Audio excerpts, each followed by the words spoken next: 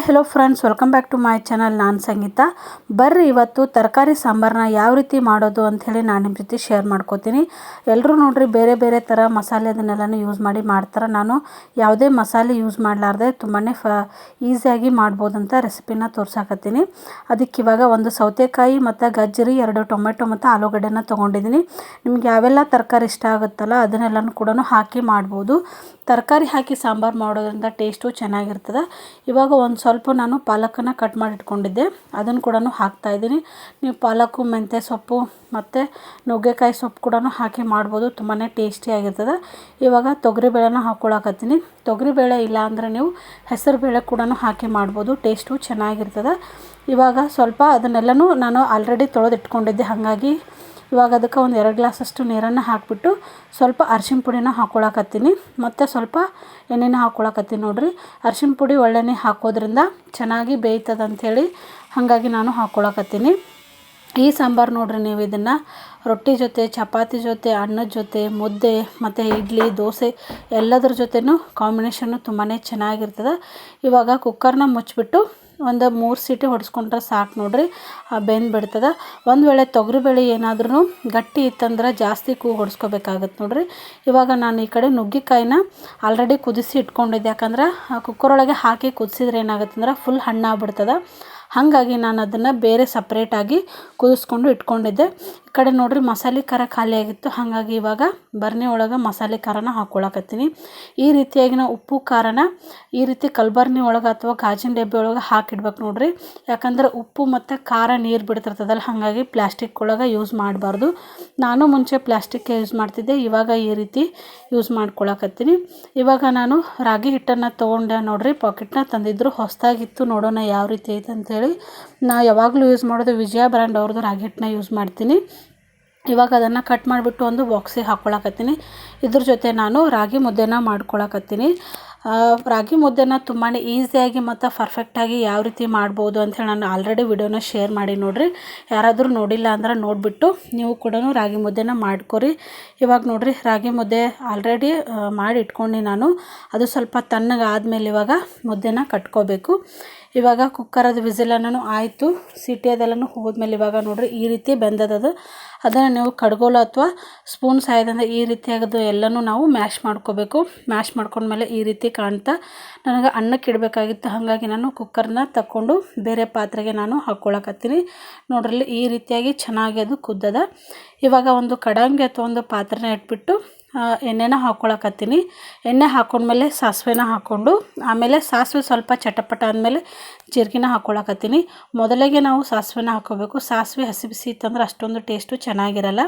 ಇವಾಗ ಬೆಳ್ಳುಳ್ಳಿನ ಹಾಕ್ಕೊಂಡು ಚೆನ್ನಾಗಿ ಫ್ರೈ ಮಾಡ್ಕೊಳಕತ್ತೀನಿ. ನೋಡಿರಿ, ಬೆಳ್ಳುಳ್ಳಿ ಜಾಸ್ತಿ ಹಾಕೊಂಡಷ್ಟು ಟೇಸ್ಟು ಚೆನ್ನಾಗಿರ್ತದೆ. ಹಾಗಾಗಿ ಆವಾಗಲೇನು ಕುದಿಸಿಟ್ಕೊಂಡಿದ್ನಲ್ಲ ನುಗ್ಗೆಕಾಯಿನ ಹಾಕ್ಕೊಂಡು ಮತ್ತು ಅದಕ್ಕೆ ಸ್ವಲ್ಪ ಫ್ರೈ ಮಾಡಿಬಿಟ್ಟು ರುಚಿಗೆ ತಕ್ಕಷ್ಟು ಉಪ್ಪು, ಅರಿಶಿಣ ಪುಡಿ ಮತ್ತು ಮಸಾಲೆ ಖಾರನ ಹಾಕ್ಕೊಂಡಿದ್ದೀನಿ.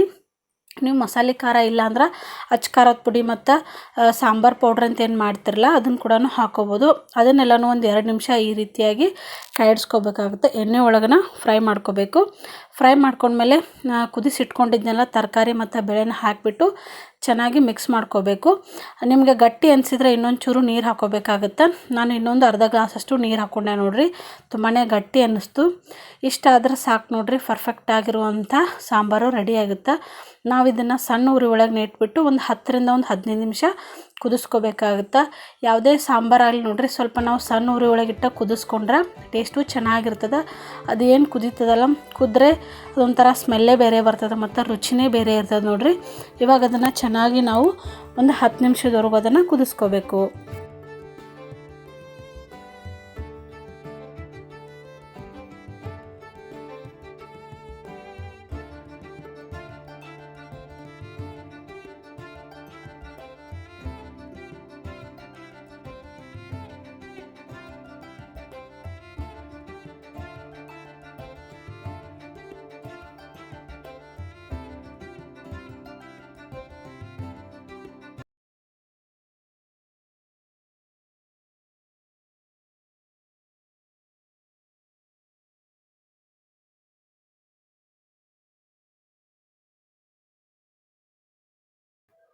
ಚೆನ್ನಾಗಿ ಕುದಿಯಾಕತ್ತದ ನೋಡ್ರಿ. ಈ ರೀತಿಯಾಗಿ ಅದನ್ನು ನಾವು ಸಣ್ಣ ಉರಿ ಒಳಗೆ ನಾವು ಕುದಿಸ್ಕೋಬೇಕಾಗುತ್ತೆ.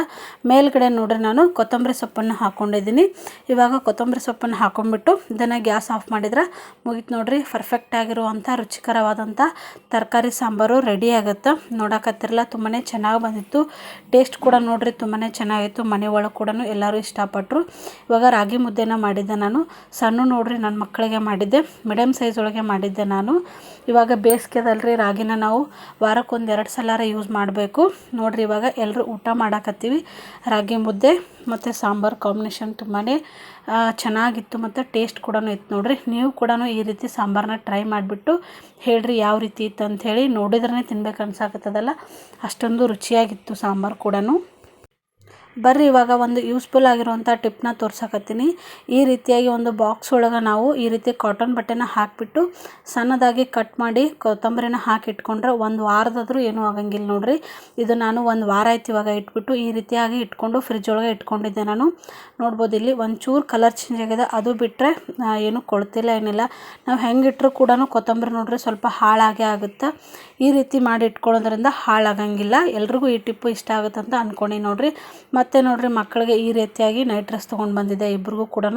ಅವಳಿಗೆ 2 ಸೆಟ್ಟು, ಅವಳಿಗೆ 2 ಸೆಟ್ ಅಂಥೇಳಿ ಎರಡಕ್ಕೂ ಕೂಡ ನೋಡ್ರಿ ನಾನು 650 ಕೊಟ್ಟೆ. ಕ್ವಾಲಿಟಿ ತುಂಬಾ ಚೆನ್ನಾಗದ ನೋಡ್ರಿ. ಸಣ್ಣವಳಿಗೆ ಹಾಫ್ ಪ್ಯಾಂಟ್ ಇತ್ತು, ದೊಡ್ಡವಳಿಗೆ 3-4 ಪ್ಯಾಂಟು. ಇವಾಗ ಕಾಟನ್ ರೀತಿ ಒಳಗೆ ತಂದೆ ನೋಡ್ರಿ. ಇವಾಗ ಸಮ್ಮರ್ ಐತಲ್ಲ, ಹಾಗಾಗಿ ತುಂಬಾ ಚೆನ್ನಾಗಿದೆ ನೋಡ್ರಿ ಕ್ವಾಲಿಟಿ. ರೇಟು ಜಾಸ್ತಿ ಆಯಿತು ಕಡಿಮೆ ಆಯಿತು ಗೊತ್ತಿಲ್ಲ, ಹೆಂಗೆ ಅನ್ನಿಸ್ತು ಅಂತ ಹೇಳ್ರಿ. ಇದೊಂದು ಸೆಟ್ಟು ಮತ್ತು ಇನ್ನೊಂದು ಸೆಟ್ ಅವ್ರು ಹಾಕ್ಕೊಂಡಾರ ನೋಡ್ರಿ. ತುಂಬಾ ಚೆನ್ನಾಗಿತ್ತು. ಹೆಂಗೆ ಅದಾವ ಅಂಥೇಳಿ ಕಮೆಂಟ್ ಮಾಡಿ ಹೇಳ್ರಿ.